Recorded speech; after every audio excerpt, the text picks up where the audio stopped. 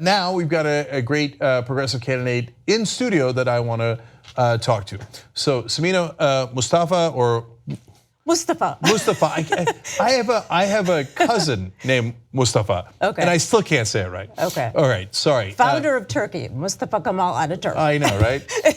If you can't get that right as a Turk, what can you get right? Anyway, so you're running in Illinois' 5th district. It's massively Democratic. It's deep. That means Democrats have a 17-point advantage. Yes. But it already has a Democratic incumbent. This is when the establishment would tell you, well, we already have that vote. Why are you running? So who's the guy in office there? So it's Mike Quigley. And the reason why I'm challenging him is because he's not a progressive. Because it's such a strong Democratic district, we should have a progressive there, not a moderate or a centrist. And certainly not someone like Mike Quigley, who's a corporate Democrat. Why? What's wrong? How is he a corporate Democrat? More than half of his money comes from corporate PACs and special interests. And are you going to tell me that you're not taking any corporate PAC money? I'm not taking any corporate PAC money as a Justice Democrat. I made that pledge. I love it. I love it. Okay, so he takes his money from corporations. It's concerning. How about the actual policies, though? Is he progressive on the policies? Is he for Medicare for all? No, he's not. And he's taken money from insurance company PACs and is pushing a public option. So to me, there's a direct line between his donors and his votes. He's taken money from financial services companies and voted against financial regulation. He has taken money from defense contractors and voted for increased military spending. So in Washington and in the media, they'll tell you, no, that's the kind of Democrat that can win because they support the troops when they give all that money to defense contractors. But it's hard to make that case in a district that deeply blue. And so when you say, hey, we're not going to lose this race to the Republicans anyway, the real election is in the primary. Absolutely. What's their fallback excuse? Because their fallback excuses in purple areas is don't risk losing to a Republican. Here they don't have that excuse. Right, no, absolutely. And the primary is key. It's coming up on March 20th, actually 3 months from today. So wow, that's quick. Yeah, it is quick. It's Texas and Illinois are the first two that are coming up. So this will be sort of the first opportunity for the Justice Democrats to prove that we can win. So it's coming up fast. So everyone has to pay attention to primaries. It's the key race in Illinois for a lot of races, and this one is critical. So the Democratic primary is coming up on March 20th, and in this district, people are actually surprised that they have a rep who takes money from defense contractors and has approved increased military spending. It really shocks them because they think of that as something that a Democrat wouldn't do. I don't think they know the Democratic establishment well enough if they think that. So, all right, so that's the case against Dan Quigley. Mike, but that's okay. Oh, sorry, Mike Quigley. Doesn't matter, we're not gonna have to worry about him after March 20th. I like that way of thinking. Okay, so look, you had me on not taking corporate PAC money because that means you're uncorrupted. And you're progressive, he's not. But for the establishment, they'll say, well, how do we, their assumption is incumbents are awesome and challenges are not.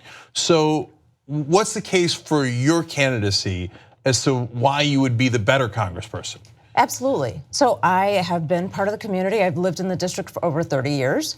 I'm someone who's been in the business, nonprofit, and arts community. I've worked with nonprofits. I've worked at a Planned Parenthood on the west side of Chicago. I've actually worked on things that are affected by federal policy and funding. And so I'm intimately aware of the things, how votes affect real people. Quigley is a career politician. He got his start with a machine alderman on the north side of Chicago. So he's part of the political establishment. He doesn't have that experience. I've also gone to Washington to advocate for things like immigration and racial and religious profiling and hate crimes.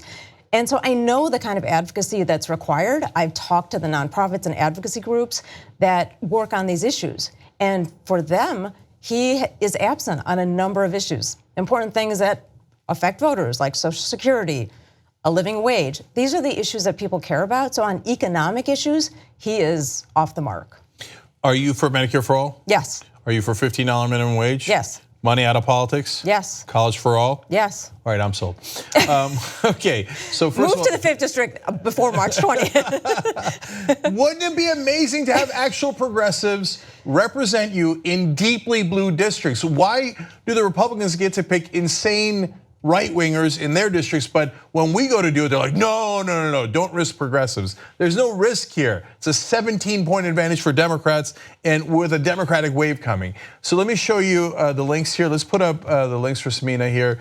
And look, I'm now on a warpath to get more volunteers because the only thing more valuable than your money is your time. So if you're in the 5th District in Illinois, by all means go volunteer, knock on doors, phone bank for Sameena, get a real progressive in your district. If you're not in that, if you are or are not in that district and you can't give the time, then at least give money.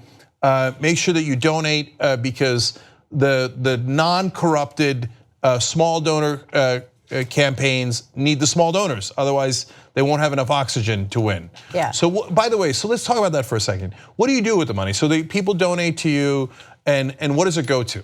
Yeah, so we need to send mailers to voters. That costs, an average mailer costs $50,000. So, but that's critical to the typical primary voter, which is an older voter. And they look to things like a piece of mail to say, what do you stand for? Who are you? Are you real? So there are certain things where you do need money. I have actually a huge base of volunteers that is helping me knock on doors and doing lots of field communications. I have an incredible team, but at the end of the day, there's some things that I still need to pay to get out to voters, and voter outreach is key. Yeah, look, volunteers beat lobbyists because warriors beat mercenaries. So when mercenaries run into trouble, they think, I'm just gonna go to a different campaign, what difference does it make anyway? So, whereas if you actually believe and you're a progressive and you fight for it, you can make all the difference. I've seen it in race after race. So, and name recognition matters a lot. That's why you need the mailers. Because Absolutely. if everyone in that district knew Quigley and Sameena, I think that given how democratic it is, they would almost certainly vote for you. Absolutely. The problem is that the incumbents have name recognition. Unlike me, people know it's Mike Quigley and not Dan Quigley. So they gotta get familiar with you, and hence the need to get the word out, etc. So one more thing, what made you get into this in the first place? How did you get in your head? You know what? I think I could take down this corporatist Democrat. Well, because I've been in the community this long, I knew how progressive it was, and I thought, why do we have this centrist in this seat? And when I saw what was happening last year with the election, and I saw that the outcome was, I predicted that Hillary was going to lose, because I could tell there was a complete disconnect between Democrats and voters, and that was a failure of leadership. What we need is to rebuild the party and to have strong progressives where we can represent the progressive voters in that district. That's how we're gonna make dramatic change. And all the big changes we've seen in history, the LBJs, the FDRs, that's what inspires people. And we need that. People want a New Deal. So let me give you a question that is happening right now in the news. So we've got the budget that's coming up, whether it's going to get approved or not. The Republicans need Democratic votes. So Democratic leadership was saying, well, we can't have a government shutdown or be blamed for it. Some progressives were saying, well, no, we need the DREAM Act, we need net neutrality, we need to protect Social Security and Medicare. And if it means that we risk a government shutdown, if the Republicans won't support those incredibly popular provisions, then so be it. So what's your take on that? If you were already in Congress, which side would you be on? We need to be on the side of justice. If we have to stand for something, we have to stand for the undocumented. We have to stand for net neutrality is about free speech and innovation. What do we stand for? If we're so worried that the GOP has a terrible reputation right now, why are we so concerned about what they think about us or how they're going to spin it? Why can't Democrats get out ahead of it and say, look, GOP is destroying our country. They're literally got a gun to America's head. Why are the Democrats handing them bullets? Yes, and to be afraid of Trump at this point is unbelievable and unconscionable, right? To let him bully you. So if we've got a progressive caucus And I don't mean the one that exists now. I mean uncorrupted Democrats who are a real strong progressives in Congress, then we can make a difference. In fact, you guys are already making a difference. If you don't know, today Pelosi began to change her tune and say, oh yeah, I meant to ask for the DREAM Act in the budget negotiations. Why? Because there was a lot of pressure, including by you guys. So go sign the petition, justicedemocrats.com/AmericansAgree, saying, well, these are the 3 things that you should fight for. They all poll above 60%, some as high as 80%. There's nothing to lose. Yeah, but it's one of those things where why does it have to be by a poll? What do we stand for? Again, who are we fighting for? If we aren't fighting what the GOP has no shame, this tax bill is a total giveaway to their donors, and the middle class is getting raked over the coals. This is an opportunity for the Democrats to say we are on your side. This is their opportunity. So hopefully you'll win on the 20th and in the general election, and you'll get to make that point inside the building. Yeah, thank you. All right, Sameena, thank you for joining us at Rebel opportunity. Headquarters. Really Thanks appreciate so much. it.